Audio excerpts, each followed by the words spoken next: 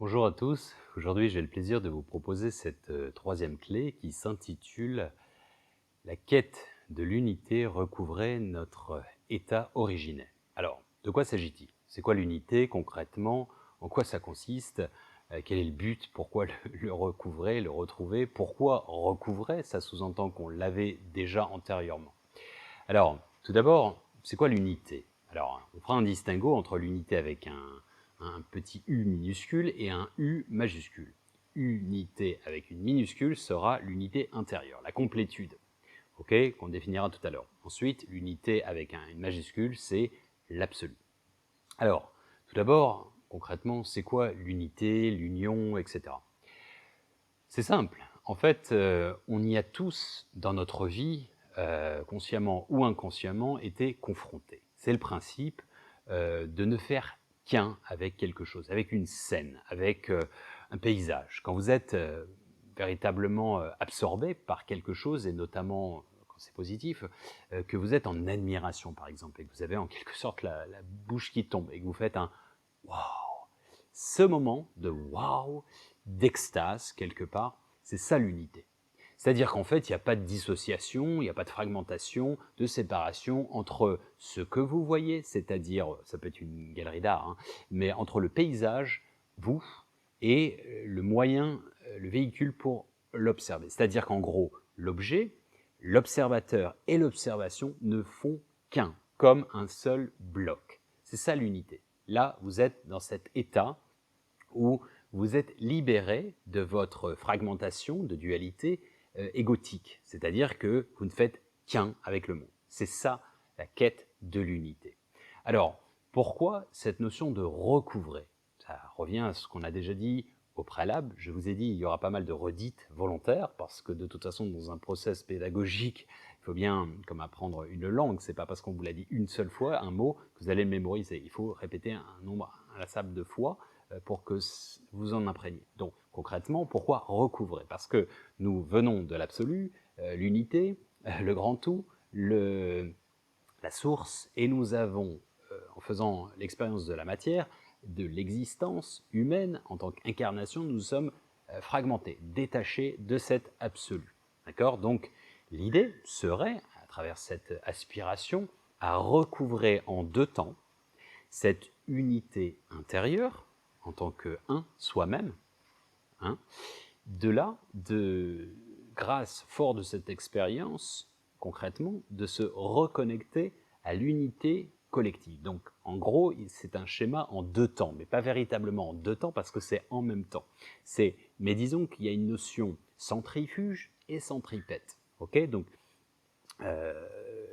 centripète, pardon, c'est se diriger vers soi, c'est une unité, un travail d'introspection, se diriger vers soi, c'est-à-dire tenter d'être en paix avec soi-même, ses différentes facettes, on définira par la notion d'ego, etc., de personnalité, mais en gros, vous êtes en paix avec vous-même, ce que vous êtes concrètement, vos différentes facettes, vous êtes en paix avec potentiel traumatisme parce que vous avez travaillé dessus, vous êtes en paix avec votre famille, votre entourage, etc. C'est ça l'unité. Et de là, vous êtes en paix. Voilà, c'est ça la paix, être en paix. Foutez-moi la paix, c'est ça en fait. Vous êtes en paix, apaisé. Vous êtes dans l'état de complétude. Vous êtes complet. Il n'y a pas besoin de plus, il n'y a pas besoin d'avoir des zéros en plus sur un compte en banque. Enfin, j'entends des zéros avec des chiffres devant, sinon ça ne veut pas dire grand-chose. Il n'y a pas besoin de plus que ça. Il n'y a pas besoin. C'est comme quand vous dites, par exemple, communément, on n'est pas bien là. Et puis, vous avez besoin de rien de plus. Vous n'avez pas envie de regarder votre portable, vous n'avez pas envie de savoir ce qui se passe dans le monde et tout. Vous êtes en profonde unité. Alors, ce phénomène-là, comme je vous ai dit, de l'unité, vous l'avez à bon nombre de reprises. C'est-à-dire quand vous jouez un jeu, vous êtes bien, vous amusez, vous êtes à la plage, vous nagez, vous êtes trop bien, vous êtes comme un poisson dans l'eau, vous êtes dans l'unité à ce moment-là. Quand vous faites l'amour, quand vous êtes vraiment dans l'unité, l'amour de la personne, etc., au moment de la jouissance, dans l'orgasme, vous n'êtes pas en train de détailler le truc et en train d'essayer de faire je suis en train de jouir. Non, vous le faites, c'est tout. Vous n'êtes pas là à expliquer ce que vous faites. Enfin, il y a peut-être certaines personnes, c'est leur délire, mais en l'occurrence, la plupart des gens, en général, on n'a pas tendance à s'arrêter pendant l'acte, en se disant, attends, on va faire un selfie, on prend une photo. Bon, volontairement, c'est un peu provocateur. Mais voilà, c'est ça l'unité. Donc cette quête est primordiale, elle est dans les deux sens. Elle est d'aspirer à être serein, c'est une sérénité retrouvée, recouvrée à l'intérieur de soi, parce qu'on a fait le travail sur soi, d'où tout ce qu'on a dit jusqu'au préalable, à savoir la philosophie de Delphes, connais-toi toi-même et tu connaîtras les mystères de Dieu et de l'univers. Et ensuite, on aspire à faire le chemin dans un autre sens, c'est-à-dire vers le monde. Et c'est-à-dire qu'en fait, pour évoluer par rapport à soi, il faut non seulement regarder ses charges émotionnelles, c'est-à-dire son sac à dos de pierre, les pierres étant symboliques d'un traumatisme, un problème éducatif, un manque, etc., etc., une tromperie, machin, peu importe. Tous ces trucs, on a tous notre paquet à différentes échelles, hein, bien entendu, mais disons que voilà, l'idée c'est de savoir si cette pierre, elle est encore douloureuse, et auquel cas, si elle est encore pesante. Est-ce qu'elle vous plombe énergétiquement, émotionnellement, psychologiquement? Ok, une ex me fait encore souffrir, il y a un problème, ça n'a pas été résolu. Si c'est après, si c'est tout chaud et que ça vient d'arriver, c'est encore normal, mais c'est comme un deuil. Et les gens n'ont pas vocation, et encore une fois, c'est pas méchant de dire ça, le défunt n'a pas vocation à ce qu'on pleure pendant 20 ans. Bon, on peut avoir une tristesse de la séparation physique, etc., un temps.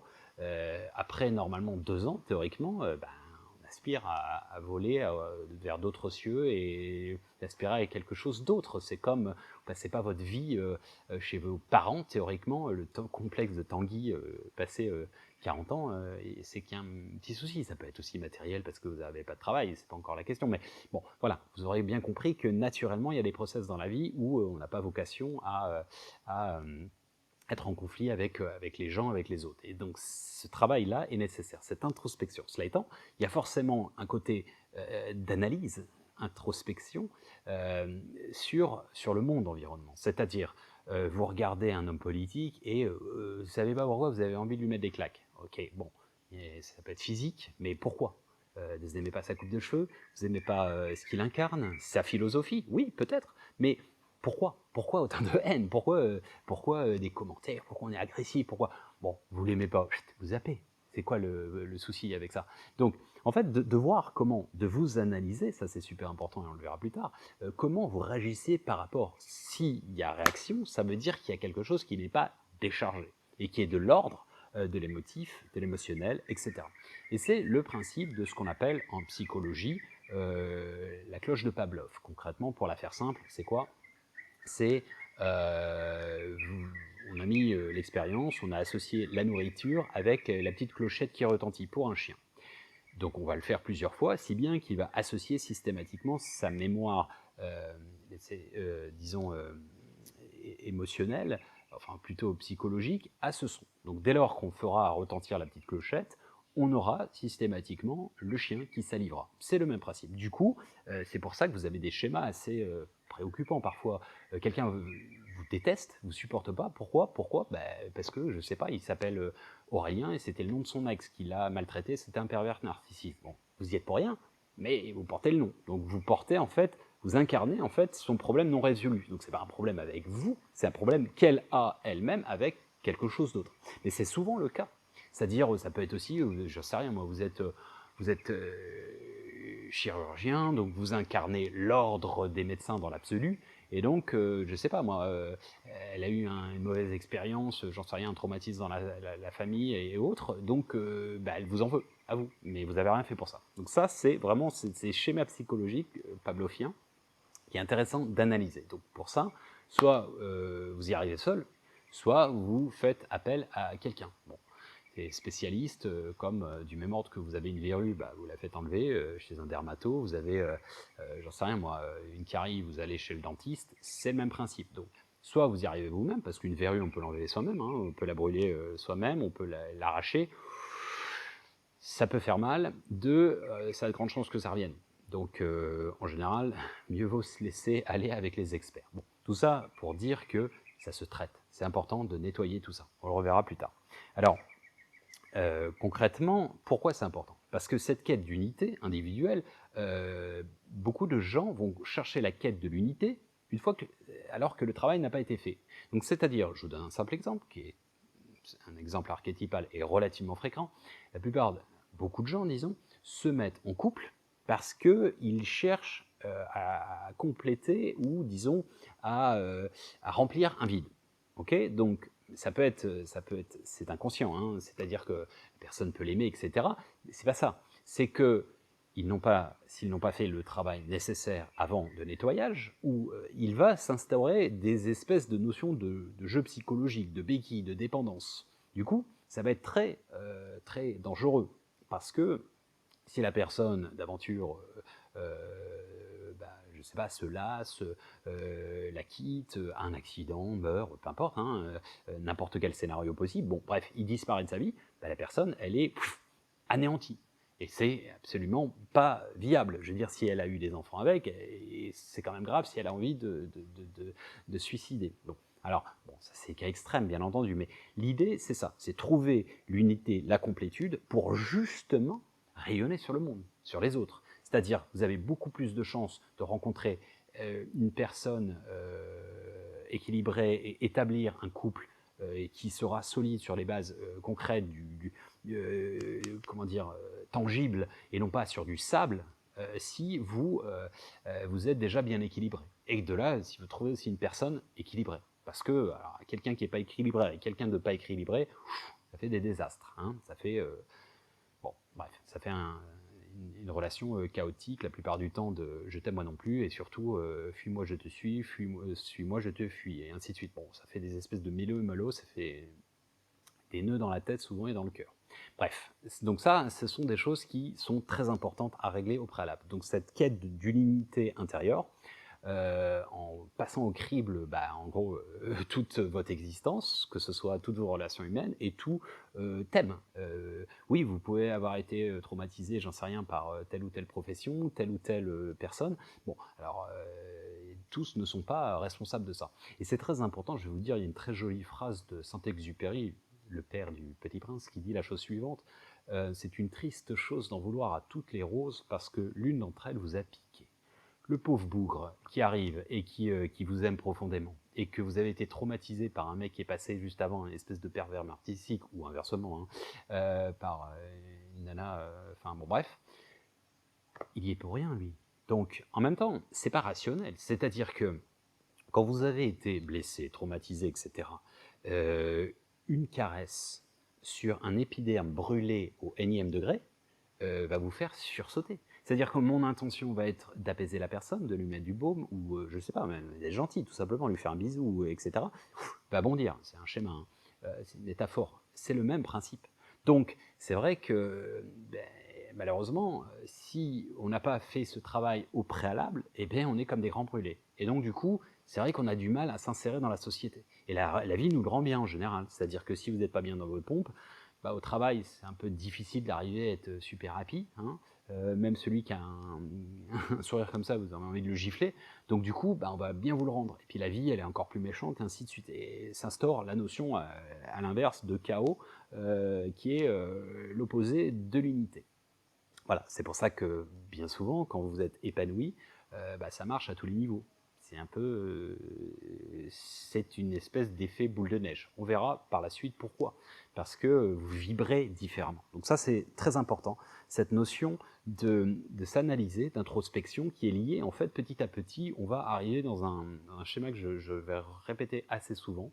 C'est-à-dire qu'en fait, vous n'êtes pas, entre guillemets, votre personnalité. On définira ce qu'est la personnalité, associée aussi à la notion d'ego. L'ego, c'est la partie ténébreuse, on va dire, les ténèbres de votre personnalité. On va dire que c'est à la fois le Calimero pas content et qui vous rabaisse, t'es pas capable, non, c'est pas bien, et qui vous pète les rêves en gros. Et c'est aussi sa raison d'être, c'est de se séparer du grand tout. Donc sans arrêt, c'est toujours la faute des autres. Donc ça, c'est son grande expertise, on va dire. Bon, cela étant, la personnalité, c'est pas négatif, c'est juste, on le verra ce que c'est concrètement, mais ce sont les masques persona, les masques de la dramaturgie grecque viennent de là. On avait des masques pour signifier une émotion, donc ça vient de là.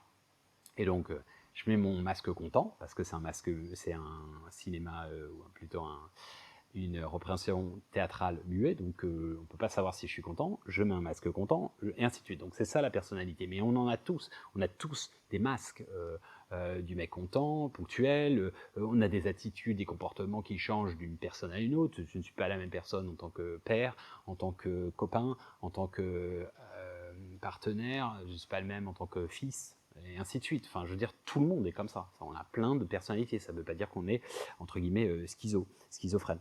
Alors, la personnalité, ce qui est intéressant, c'est la notion d'individualité. Et dans individualité, qu'est-ce que vous entendez? Dualité. Individualité, donc nécessairement, vous êtes ce fragment. Mais encore une fois, qui est un véhicule. Il faudra, et on verra, comment le remettre aussi à sa place, à sa bonne place. C'est-à-dire, sa place, c'est quoi? C'est d'assistant, de véhicule, et non pas une finalité. Ce n'est pas votre maître. La personnalité, votre ego, c'est pas le maître, c'est pas le boss. C'est à vous de le remettre à sa place. Donc, pourquoi? Parce que petit à petit, ça permettra, en se découvrant, déjà de réaliser les masques de la mascarade, de la grande pièce de théâtre qu'on appelle la vie, et d'en rire, pour que ça devienne plus une comédie que comédie dramatique ou un grand drame, mais en fait de s'en amuser et de voir un petit peu les rôles qu'on a au quotidien, c'est assez marrant, et de voir aussi les gens, les égos en puissance parfois, c'est assez drôle, notamment dans différents milieux, le monde de l'entreprise, le monde des institutions, le monde de l'enseignement, etc., etc. Enfin, l'administration, c'est très drôle tout ça. Et en fait l'idée principale, c'est de recouvrer, j'ai bien dit recouvrer, c'est comme quand vous recouvrez la vue. Ça veut dire que vous étiez voyant, vous perdez la vue, vous êtes aveugle et vous la retrouvez. Okay, donc concrètement, avec une opération, peu importe, mais c'est ça en fait. On recouvre son unité et on recouvre en fait à terme, l'objectif c'est de recouvrer son état véritable, son essence première de je suis. Alors ce je suis n'a rien à voir avec je suis Aurélien Milo. Ça n'a absolument rien à voir. En anglais, c'est le fameux I am. Je suis. On va dire, c'est une traduction, oui. Mais en fait, c'est l'essence mère, c'est l'essence essentielle. C'est l'essence de votre âme pure, ce qui a toujours été, sans les masques. En gros, c'est vous tout nu. Vos personnalités, là, j'ai mis cette chemise. J'aurais pu faire cette même vidéo avec une autre chemise. Ma garde-robe, ce sont mes personnalités. Quand je suis nu, je suis, entre guillemets, bon, là, il y a un autre jeu, mais disons que ça correspondrait à mon âme profonde, ce que je suis. D'une incarnation à une autre, votre âme n'a pas changé. C'est le même corps. Vous êtes allé au travail, je ne sais pas, vous êtes banquier, vous avez un costume cravate, le week-end vous êtes à la cool, en casual, bon, bah, ça fait toujours la même personne. La même personne, c'est votre âme, en quelque sorte. C'est l'association. Donc ça, c'est intéressant de se connaître par rapport à ça. Alors, cette quête d'unité, on le retrouve partout, hein, toute forme de spiritualité profonde, notamment sous forme de symbolisme. Le Saint Graal, alors bon, ça fait beaucoup couler d'encre parce que dans une société matérialiste, on a une approche malheureusement de la spiritualité très souvent matérialiste. On y a vu le fameux calice au prix d'Arimathie aurait contenu le sang du Christ. Et alors, donc, qu'est-ce qu'on fait avec? On le revend très cher un musée, on en fait quoi? On prend quelques fragments et on clone Jésus, et ainsi de suite. Jésus revient, et puis on est très content, on applaudit, et puis le boulot il est fait. Donc ça, c'est des visions très limitées, limitantes. Okay, par provocation, c'est un petit peu, c'est du matérialisme pur. Disons que, bon, Scalis, bon, il a fait fantasmer beaucoup comme un trésor, et aussi comme des métaphores. C'est-à-dire, aussi on y a vu la descendance du Christ, sans faire un remake de Da Vinci Code, mais au-delà de ça, en fait, l'idée principale sous-jacente à l'idée du Saint Graal, c'est quoi? C'est simplement de trouver ce Saint Graal en soi, ni plus ni moins. Et c'est entre guillemets trouver cette unité intérieure qui permet de recouvrer et de réaccéder à l'unité du tout. C'est-à-dire qu'en gros, c'est d'aspirer à nettoyer tout ce qui est scorie, ce qui est négatif en vous. C'est cette bataille intérieure que les musulmans appellent le djihad, qui n'a rien à voir avec quelque chose d'extérieur. C'est un non-sens d'aller voir à l'extérieur ce qui s'y passe. C'est comme si vous essayiez, je suis désolé, de pisser pour quelqu'un d'autre. C'est le même principe. Donc, cette introspection, elle se retrouve à travers le Saint Graal, elle se retrouve également avec cette notion hermétique ou alchimique de la pierre philosophale. Concrètement, c'est une métaphore qui veut, entre guillemets, que la pierre philosophale, c'est en fait de l'alchimie opérationnelle et on va dire terrestre, et quelque part ce qu'on appelle la sèche, c'est avec les métaux, l'humide, c'est avec tout ce qui est plante. Et puis la troisième, c'est la royale, c'est plutôt métaphorique. Et la première, en gros, c'est un impact de votre psyché sur votre état vibratoire, sur la matière. En gros, il y a une espèce de résonance entre les deux. Si vous êtes pur à l'intérieur, vous allez purifier le métal et ainsi de suite. Donc de là à enlever des couches, toute une complexion chimique, mais aussi alchimique, au-delà de la chimie quelque part, qui va permettre de purifier. Donc vous purifiez la matière, mais pas uniquement, parce que la quête de l'or dans la chimie, c'est complètement vain, c'est vil, c'est limitatif, ça c'est encore une vision matérialiste. La véritable alchimie, c'est l'or, l'aour, qui veut dire la lumière divine. C'est une quête, c'est la septième étape. La sixième étape, si on se cantonne à ça, à chercher de l'or, à faire du fric, en gros, c'est mort. En gros, on va vous ôter très vite, entre guillemets, les capacités. D'ailleurs, on dit, si tu cherches à faire de l'or, tu n'y arriveras jamais, et si tu sais en faire, tu n'en as plus besoin. Parce qu'en gros, parce que finalement, tu t'es tellement ouvert à une forme d'unité que tu dois cette lumière divine partout en tout. Donc en gros, l'idée principale sous-jacente de cette quête de l'unité, c'est trouver sa divinité à l'intérieur, en petits morcellement, fragments de ce grand tout divin, qui est l'absolu. Et alors, c'est quelque chose qu'on entend assez familièrement dans la mouvance Nouvel Âge, New Age, du genre on est tous des petits dieux en devenir, etc. C'est partiellement vrai, c'est-à-dire que oui, on est tous égaux à la naissance à ce niveau-là. Après, c'est pas sûr qu'il y en ait une grande majorité qui vont réussir à la trouver. C'est-à-dire que c'est pas vous claquez les doigts, hein, il y a du taf, hein, pour être très sommaire. Mais ça, c'est un petit peu la mouvance qu'on nous vend sans effort, machin, on fait un petit tête de 18 minutes et puis c'est réglé. La spiritualité pour les nuls, j'ai fait 2-3 retraites d'une demi-journée, et puis voilà, je suis illuminé et je suis éveillé, et puis voilà, je peux faire le mariole avec les autres, c'est ce qu'on appelle l'éveil spirituel. C'est une quête sans fin. Hein. Les plus grands sages que j'ai pu côtoyer par le monde, que ce soit en Inde, en Chine, en Indonésie et autres, ces gens, ils vont absolument pas faire des selfies et montrer des diplômes, des quoi que ce soit. Ils sont au-delà de tout ça, parce qu'ils ont recouvré cette unité qui surplace et qui surpasse, qui supplante, bien entendu, la petite bassesse de l'ego. Alors, évidemment, c'est la quête philosophale, comme on l'a dit, la pierre philosophale, de la nettoyer pour aspirer à quelque chose de supérieur. C'est le même principe également de recouvrer en fait ce grand tout à l'intérieur de nous. Donc, en fait, si on avait à comprendre vraiment ce schéma, d'où tout ce cheminement, de comprendre la dualité, donc c'est-à-dire qu'on vient de l'absolu, du grand tout, du grand puzzle, on s'en extrait pour voir en quelque sorte la vue d'ensemble, mais avoir un peu de relief, et en étant conscient que l'on vibre à travers cette unité, cette petite unité, recouvrée, pour vibrer avec le monde tel un effet de résonance et un effet miroir sans cesse qui se reflète en quelque sorte à l'infini. Voilà un petit peu pour résumer cette notion de quête de l'unité qui peut être fait partie en quelque sorte du sens de la vie, c'est-à-dire, pour être très sommaire, c'est le même principe que c'est un casse-tête chinois, quelque part, c'est un jeu de construction, on aime bien démonter. Imaginez-vous si je vous offre un jeu, vous aimez bien les pulses, et je vous offre un jeu avec 4 pièces. Vous allez me dire, tu m'as pris pour un benet, ou ça va pas être marrant. Ça va pas être marrant. Donc quand c'est un jeu de 1000 pièces, 500 pièces, 2000 pièces, j'en sais rien, je suis pas un expert, ça devient un peu plus excitant. Et après, une fois que vous avez fini, vous faites quoi?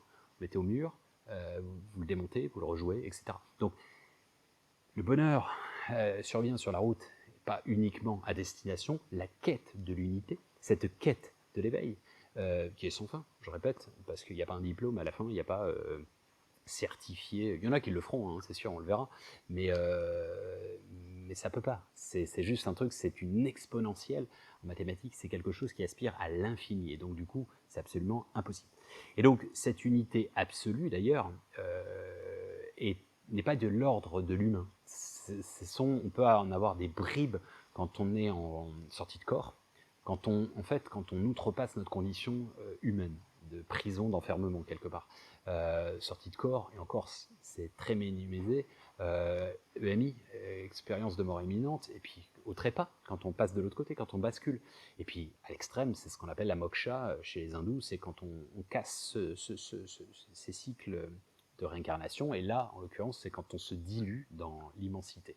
Mais là où ça devient intéressant dans cette ambivalence qu'on va revoir sous différentes formes, parce qu'on va toujours tourner finalement dans un sens, dans un autre, et sur différents axes, mais concrètement, cette notion d'unité, petite unité, grande unité qui se répondent, c'est très similaire avec la grande phrase de Rumi qui disait « Tu n'es pas une goutte d'eau dans l'océan, tu es l'océan entier dans une goutte ». Et ça, en fait, si vous voulez, ce sont des considérations théoriques. Et waouh, ça c'est la pratique. C'est-à-dire que c'est bien de conscientiser, etc., mais en fait, ça c'est vraiment la forme de l'Occident. Et c'est vraiment ce que j'ai appris dans les philosophies orientales, et notamment toutes les initiations que j'ai pu avoir, c'est qu'on parle beaucoup moins. Et on la met beaucoup plus en veilleuse, et on est plus dans la pratique. C'est-à-dire qu'en fait, il y a un moment où on n'est pas dans la conscientisation, dans l'accumulation de culture, de connaissances, on est plutôt dans, dans le ressenti. Et ça, c'est deux choses complètement différentes. Je ne dis pas qu'il y a un modèle qui est mieux que l'autre, c'est que je pense qu'il y a une complémentarité entre les deux. C'est pour ça que j'ai toujours dit que j'aspirais à un concept de occidental-oriental qui n'existe pas, c'est un mix des deux. Voilà, donc tout ça pour dire, pour revenir sur cette notion de se détacher de la matière, la méditation y conduit, à savoir de revenir au centre, médium, méditation, médium, ça veut dire le centre, revenir au centre, et en gros c'est l'absence de pensée qui permet justement de se reconnecter au fameux champ unifié, le champ des potentiels en mécanique quantique et autres, et c'est ce qu'on appelle dans l'absolu, notamment les physiciens actuellement, entre les batailles de la mécanique quantique, la relativité, etc., actuellement, la théorie des cordes, c'est ce qu'on appelle le champ unifié. Et donc, en l'occurrence, l'idée, c'est d'aspirer à ça, et qui, bien entendu, c'est quand vous êtes en état méditatif et que vous accédez à ce truc, c'est comme, vous ne pouvez pas mettre le doigt dessus, c'est comme, évidemment, c'est comme la bulle de savon, si vous mettez le doigt dessus, vous essayez de le montrer à votre copain, à votre voisin, ou le mettre dans votre sac, elle disparaît. C'est le même principe, c'est le même principe aussi que d'essayer de focaliser tout le process d'endormissement, dès lors que vous allez commencer à vouloir prendre des notes, vous réveillez, et donc c'est vain. Donc voilà, c'est une aspiration qui ne peut être que, qui n'est pas tangible, qui n'est pas palpable, mais petit à petit, vous allez avoir des résonances, et plus vous êtes en unité intérieure, et plus vous allez ressentir l'unité du monde, de l'univers, des gens, de la nature, etc. Et c'est un process, j'insiste, sans fin. Alors en pratique, je vous invite à faire ce test suivant, c'est-à-dire de lister ou de visualiser les différentes prouesses humaines, dans l'absolu, humaine, je n'ai pas dit de la nature, humaine, c'est-à-dire n'importe quoi, ça peut être matériel ou autre, hein. Ça peut être bluffé par la technologie, Internet, un avion, etc., etc., et de vous dire, de voir votre niveau de dépendance par rapport à ça. C'est-à-dire que demain, on vous place sur une île déserte, qu'est-ce que vous êtes capable de reproduire? Posez-vous la question. Donc, voir votre dépendance par rapport au monde, et de montrer que vous êtes nécessairement dans une forme de microsystème et d'union avec le monde, de facto, et aussi d'essayer de visualiser ce que vous-même apportez au monde, dans l'absolu. Voilà, c'est un cheminement que je vous invite. L'objectif, c'est vraiment de voir en fait l'interdépendance que l'on a, interconnexion, l'enchevêtrement de la vie à différentes échelles, et de montrer petit à petit que, en effet, l'autre n'est pas une menace, mais c'est plutôt la menace, c'est nous-mêmes, tant qu'on n'a pas réglé nos petits problèmes avec soi-même. Et une fois qu'on a atteint cette unité individuelle, alors je ne dis pas que tout le monde va vous sourire et être sympathique nécessairement, mais en l'occurrence, vous êtes apaisé, c'est-à-dire une critique, quelqu'un qui est en conflit intérieur, c'est son problème, vous pouvez l'aider, mais vous ne pouvez pas aller le faire à sa place. Mais cela étant, vous êtes en paix et vous n'êtes plus aliéné, c'est-à-dire vous n'êtes plus étranger à vous-même, et vous vous sentez complètement différent parce que vous êtes en paix, dans le salut, tout simplement. Voilà, cette clé en est une parmi tant d'autres. Comme je vous ai dit, tous les chemins mènent à Rome et au Dop. Voilà, à bon entendeur, salut, à bientôt.